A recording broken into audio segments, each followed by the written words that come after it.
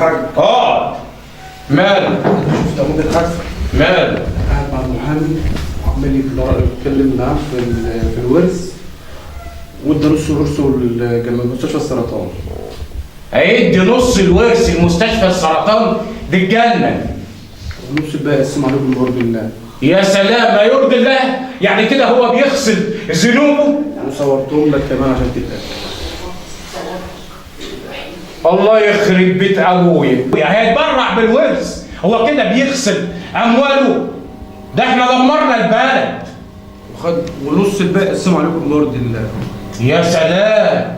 طب ما يجيب 1000 عجل ويوكل الغلابه، يبقى كده غسل اموال.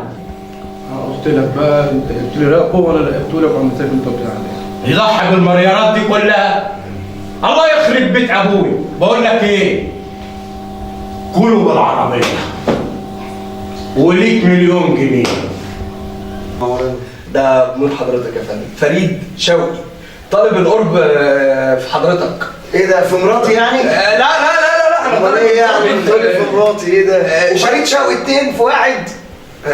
انا طالب شيماء اخت حضرتك. قول كده يا عم، انا اتخضيت.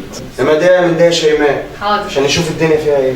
والله انا ما فاهم ده شيماء ونشوف الدنيا فيها ايه. هي كده موافقه واحنا متفقين على كل حاجه في الكلام. مش كده قدامك يا عم، اديتك هتفضل فين؟ انا ما هو الكلام مش واضح قوي يعني.